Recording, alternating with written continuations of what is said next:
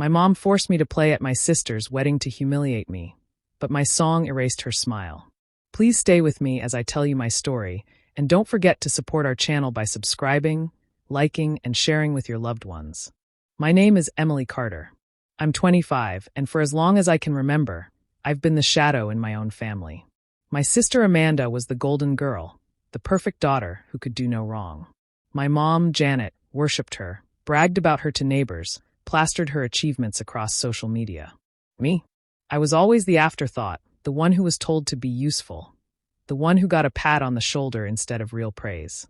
My only passion has ever been music. Playing piano gave me a kind of voice I never had otherwise. But in my house, it was never taken seriously. Mom dismissed it as a hobby and insisted I keep it down whenever Amanda was studying or watching TV. Every holiday, every birthday, I was trotted out like free entertainment. Play something nice for the guests, Emily, she'd say, as if my only purpose was background noise. Amanda would smirk while people clapped politely, not because they cared about my music, but because Mom pushed me into it. So when Amanda got engaged to Michael, a successful banker with money and charm, I knew the wedding was going to be an extravagant show. And I also knew I'd have no real place in it. Sure enough, Mom called me one night, her voice dripping with that mix of command and fake sweetness she always used. "Your sister wants you to play at the wedding," she said. "It'll be good for you. Family duty, Emily." I told her I wasn't sure, but she cut me off before I could finish. "Don't be selfish. Your sister is being generous, letting you contribute. You should be honored." That word, honored, burned in me. Honored to be paraded like a sideshow? Honored to be set up as the family joke? Because that's what it felt like. I wasn't asked, I was ordered. And deep down, I knew it wasn't really Amanda's request, it was Mom's idea. She wanted me on display, fumbling in front of hundreds of guests, many of them wealthy and influential. It was her chance to remind everyone that Amanda was the star, and I was nothing more than the awkward sister who could play a few pretty notes. I thought about refusing, but I knew what would happen if I did. Mom would twist the story, tell the family I ruined Amanda's big day, brand me as selfish and bitter. No matter what I chose, I'd lose. So I nodded, swallowed my pride, and said I'd play. But in that moment, something shifted in me. If they wanted me to play, I would play, but not in the way they imagined. I wasn't going to sit there and bang out cheerful background music while Amanda basked in her glory. No, I was going to let my music speak for me. For once in my life, they would hear me, and this time, it wouldn't be as the family embarrassment. It would be as the woman they underestimated for far too long. When I think back to my childhood, it feels like I was living in someone else's shadow. Amanda could do the smallest thing, and it was treated like a grand achievement. If she brought home a certificate from school, it went on the fridge for weeks. If she wore a new dress, my mom would gush about how beautiful she looked, calling her the daughter every mother dreams of. For me, there was never that kind of excitement. If I tried hard in school, it wasn't enough. If I practiced piano for hours, it was brushed aside like a passing hobby. The piano was the one thing that gave me peace, but even that was turned into another reason to belittle me. I remember once performing at a school concert where I played a difficult piece. My classmates clapped, and I felt proud for a moment. But when we got home, my mom told me not to get carried away, saying, "That's nice, but Amanda's debate trophy is more useful." Her words crushed me. It was always the same story. Whatever I did was small compared to Amanda. Family gatherings were even worse. Whenever relatives visited, I'd be told to sit at the piano. "Play something," my mom would say, almost like an order. I wanted to say no, but I knew it would only lead to scolding. So I played while Amanda sat surrounded by cousins, laughing and telling stories. People would clap politely after my performance, and then immediately go back to talking about Amanda's latest accomplishment. It was like my effort was only there to fill silence until the real star entered the room. Amanda didn't make it any easier. She had a way of turning everything into a joke at my expense. If I stumbled over a note, she would mimic the mistake later in front of others. When I got compliments from a teacher, she'd roll her eyes and say I was being dramatic. She knew how much I wanted recognition, and she seemed to enjoy reminding me that I'd never measure up to her. I learned quickly that nothing I did would ever change the way I was seen in that house. My mom had decided who the perfect child was, and it wasn't me. I tried to win her approval by staying out of trouble, helping with chores, even giving up time with friends. Still, it never seemed to matter. If Amanda forgot to do something, it was excused. If I made the smallest mistake, it was magnified. The hardest part wasn't just the unfair treatment. It was realizing that I was giving up pieces of myself for nothing. I wanted my family to see me, to acknowledge that I mattered, but instead I was kept in the background, as if my only purpose was to make Amanda look brighter.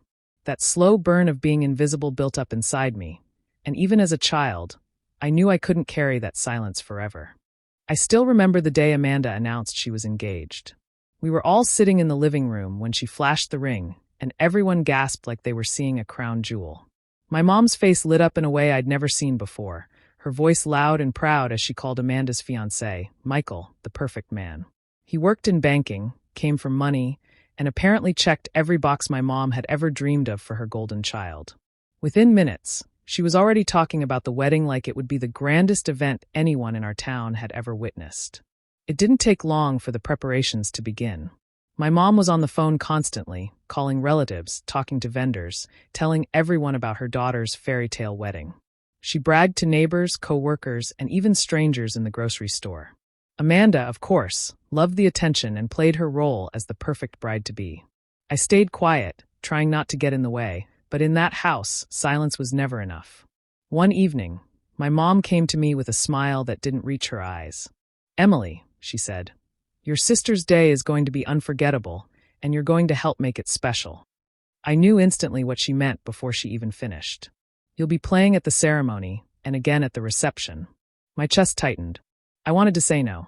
I wanted to tell her I wasn't comfortable, that it was Amanda's day, and I didn't belong on display. But before I could form the words, she cut me off with that tone I'd known since childhood, the one that wasn't really a request. "You should be honored Amanda even wants you to take part," she said sharply.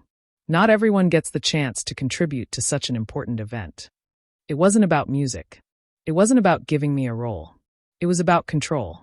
I could see it in her eyes. She wanted me up there because it was easy to use me. If I refused, the story would be twisted, and I would be painted as selfish, the ungrateful sister ruining Amanda's big moment. If I agreed, I would be boxed into the background yet again, playing pretty notes while Amanda shined under the lights. I stayed quiet, but inside I felt cornered. I wasn't given a choice, not really. Every path led back to humiliation. If I went against my mom's wishes, I knew the entire family would hear about how difficult I was.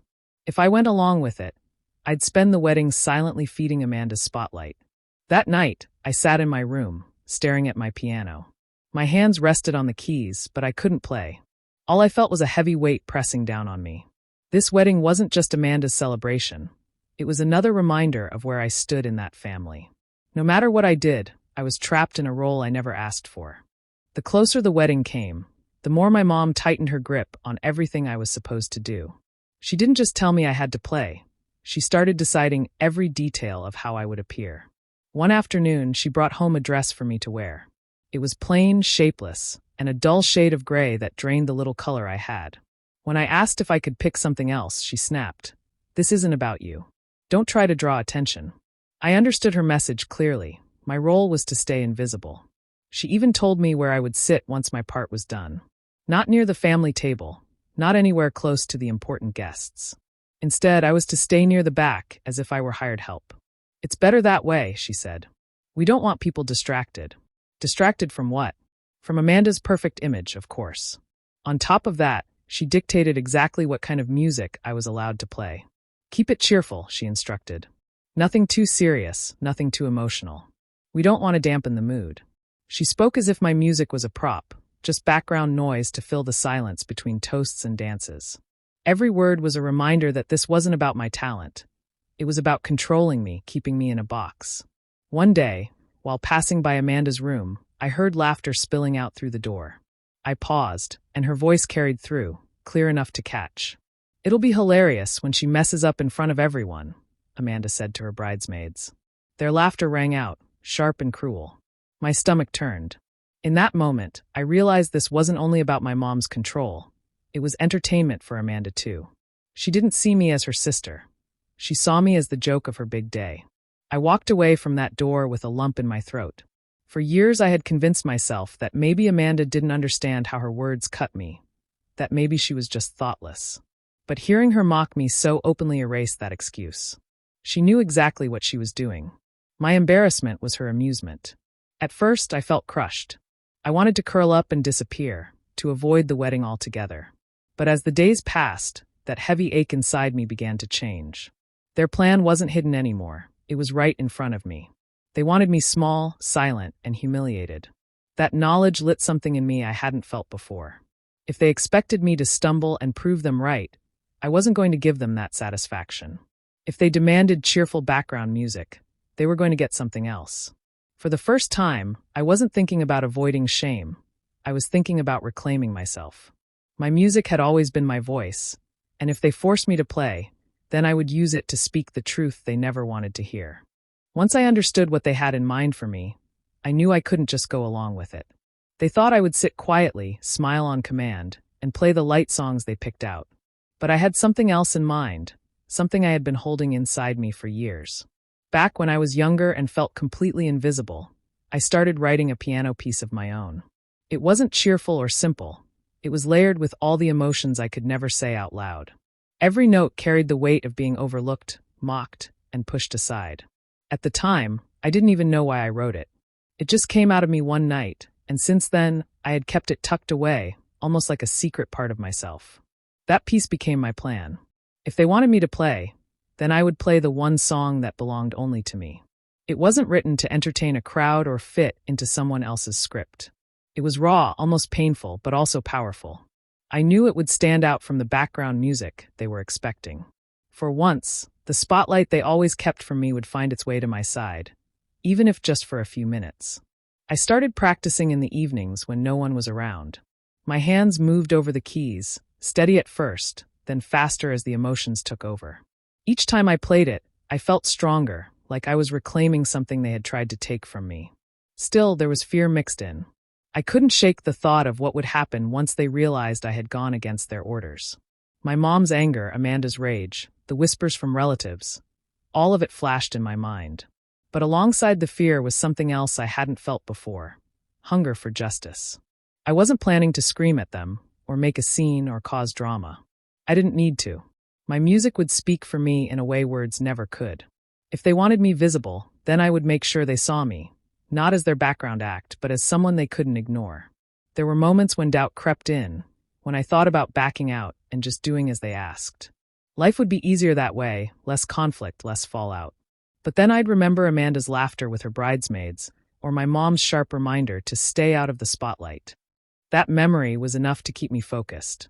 Night after night, I prepared myself, pouring every hidden emotion into that piece. By the time the wedding drew near, I wasn't nervous about playing it anymore. I was determined. I knew exactly what I was going to do. They wanted to use me as decoration at Amanda's wedding, but instead, I would use that stage to finally show them the truth. The morning of the wedding felt heavy from the moment I opened my eyes. By the time I arrived at the venue, the place already looked like something out of a magazine. White roses lined the entrance, crystal chandeliers sparkled from the ceiling, and every corner screamed wealth and perfection. Amanda had gotten the fairy tale she always dreamed of, and my mom looked proud enough to burst as she showed it all off to arriving guests. I walked in quietly, trying not to draw attention, but it didn't matter. People glanced at me and then quickly looked away. Some whispered, and though I couldn't hear every word, I caught enough to understand what they meant. "That must be the other one," someone said softly. "Not much like Amanda, is she?" Their words stung, but I kept my face still. My mom barely acknowledged me as she rushed around greeting people. When she did stop for a second, it wasn't to check on me, but to remind me of my role. "Emily, just sit by the piano and wait until you're called. Don't wander around. Don't draw attention. And remember, this is Amanda's day. Don't ruin it for her." Her tone was sharp, almost like a warning. I didn't respond. I only nodded and moved to the corner where the piano stood. While Amanda floated through the room in her glittering gown, guests surrounded her with compliments. Her laughter echoed across the hall, light and perfect, while I sat off to the side unnoticed. It was as if I was invisible unless someone needed me for a task. A waiter even mistook me for staff at one point, handing me empty glasses, as if I belonged in the service line. I gave them back quietly and sat down again, my hands resting on my lap to stop them from trembling. The piano looked beautiful under the soft lights, polished and grand. But to me it felt more like a stage for a test I hadn't agreed to take. My heart beat faster every time I thought about what I was about to do. Around me, the noise of chatter and clinking glasses blended into a blur, but I stayed fixed on my plan. This was the moment I had been preparing for. Janet passed by once more, leaning down so only I could hear. "Don't forget what I told you," she whispered firmly. "Play what's expected, nothing more. Don't embarrass your sister." Then she straightened her back, smiling again as she walked away to greet another group of guests. I took a slow breath, pressing my palm against the cool surface of the piano. My pulse raced, but my focus was sharp. For years I had been the one pushed aside, the one asked to keep quiet. But here, in this room filled with people who barely knew me, I finally had a chance to let my music speak. The weight of everything I carried pressed on me, but I knew once I touched those keys, nothing would be the same. The ceremony began with soft music playing in the background. I sat at the piano, fingers moving gently over the keys, giving them exactly what they wanted: light, harmless tunes that blended into the atmosphere. The room was filled with flowers, flickering candles, and rows of well-dressed guests watching Amanda walk down the aisle as though she were royalty. My role was simple: fill the silence without drawing attention. And I did just that, keeping my eyes low, making sure no one could read what was really on my mind. From my corner, I caught Amanda's gaze more than once. She stood at the altar with Michael, glowing under the spotlight she had always loved. When her eyes met mine, she wore a small, smug smile, the kind that reminded me exactly where she thought I belonged, at the edge unnoticed, doing as I was told. To her, I wasn't a sister playing music, I was background, like the flowers or the decorations. I stayed calm, letting the ceremony flow around me. The vows were exchanged, people dabbed at their eyes, and the couple kissed while everyone applauded. I continued my soft playing, not missing a note, as though I was part of the scenery. The truth was, my mind was nowhere near the cheerful songs. I was already thinking ahead to the reception. That was where everything would change. I knew Amanda believed I wouldn't dare step out of line. She thought my entire role was to stay small, quiet, and obedient. And from the outside, that's exactly how I looked. No one could see the storm building beneath my calm expression. I was waiting for my moment, the one chance I had to turn their plan upside down. As the ceremony ended and the guests rose from their seats, I closed the final chord softly and rested my hands on my lap. A few people passed by, barely noticing me, already moving on to the excitement of the next part of the day. That was fine. I didn't need recognition yet. My time hadn't come. Amanda and Michael walked back down the aisle, guests cheering and tossing flower petals into the air. She glanced at me one last time, her smile still triumphant, certain everything had gone exactly as she dreamed. And for the moment, she was right. I had done nothing to disturb her perfect ceremony. But inside, I held on to my secret. I wasn't here just to fill the silence with sweet melodies. The reception was waiting, and with it, the one performance I had prepared for all along. My fingers itched at the thought of touching those keys again, not for them this time, but for me. As the crowd moved toward the hall where the celebration would continue, I rose from my bench and followed quietly. I blended in like I always did, unnoticed, overlooked. What no one realized was that the girl they thought they had under control was about to take the stage in a way none of them expected. Dinner had just ended when my mom clinked her glass to grab everyone's attention. She stood tall in front of the crowd, her voice full of that false pride she always carried when talking about me. "And now," she said loudly, "our Emily will play a little something for us. It's kind of a family tradition." The way she said it made people chuckle, like they were about to watch a child recite a poem at the end of a school play. It wasn't an introduction meant to lift me up. It was meant to make me look small. Polite applause filled the hall as I walked toward the piano. I heard someone whisper, "Oh, this should be sweet," and another person laughed softly. I knew what they expected. Simple, cheerful tunes that would pass the time before the dancing began. That's exactly what Amanda and my mom had planned for me. To be a pleasant little decoration, nothing more. I sat down and let my fingers hover over the keys. The chatter around the tables continued as if I were background noise. Then I pressed the first note. The sound was low and heavy, not the light melody they had imagined. Another note followed, soft but aching, and slowly the voices around me began to quiet. The piece started gently, almost like a whisper. Each chord carried the weight of something unspoken. I felt the room shift as people turned their heads, realizing this wasn't what they thought it would be. The laughter faded. Forks and glasses stopped clinking. For the first time that day, the entire crowd listened. As I moved deeper into the music, the tone changed. The sadness of the opening grew stronger, climbing note by note until it became something larger, almost like a storm gathering in the distance. My hands struck the keys harder, the sound filling every corner of the hall. It was no longer background, it was a voice raw and demanding. I poured everything into it. Years of being overlooked, every insult, every moment of being treated like I didn't matter. The piano spoke all the words I had never been allowed to say. It rose and crashed, carrying waves of anger and pain, but also strength. I didn't look at anyone while I played, but I could feel their eyes on me. By the time the piece reached its height, the hall was silent except for the music. Some guests leaned forward in their seats, others sat frozen, as if they couldn't look away. I caught sight of one woman wiping her eyes. The melody softened again, fragile and trembling, before building one last time into a final, powerful chord that echoed long after my hands lifted from the keys. For a moment, no one moved. The silence that followed was heavier than anything I had ever felt. Then the applause came, loud, genuine, not the polite clapping I had known all my life. People rose to their feet, cheering, some even shouting my name. I finally looked up. Amanda's smile was gone, her face tight with shock. Michael stood beside her, staring at me with an expression I couldn't quite read, but it wasn't indifference. My mom shifted uncomfortably in her seat, her fake confidence gone as she realized this hadn't gone the way she wanted. I didn't bow. I didn't smile. I just stood and stepped away from the piano. My heart was pounding, not with fear this time, but with something fierce and liberating. They had expected me to fade into the background, but instead I had filled the room with a truth they couldn't ignore. For once, it wasn't Amanda who owned the night, it was me. The last notes faded into the air, and for a heartbeat the hall stayed quiet. Then the sound of clapping filled the room, strong and rising until the entire place shook with it. People stood from their chairs, cheering, whistling, and calling out my name. A standing ovation, something no one expected, least of all my mother or Amanda. I stayed seated for a moment, letting the noise wash over me. Strangers rushed toward the piano, eager to speak to me. Their voices blended together. That was incredible. I've never heard anything like it. You're gifted. Hands reached out to shake mine. Smiles beamed at me from every direction. For the first time in years, I wasn't invisible.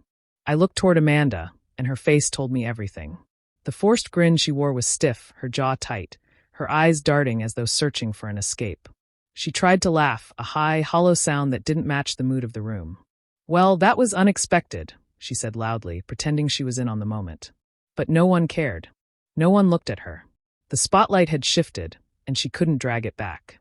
Michael stood beside her, clapping slowly, his expression far from joyful.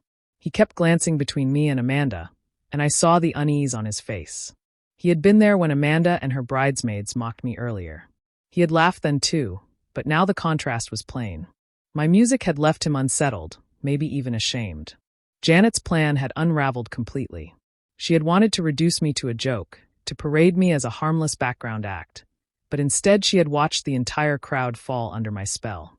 Her expression tightened, her usual control slipping. She sat stiffly, not joining the applause, her hands folded in her lap as if refusing to acknowledge what had happened. Around us, people continued pouring praise.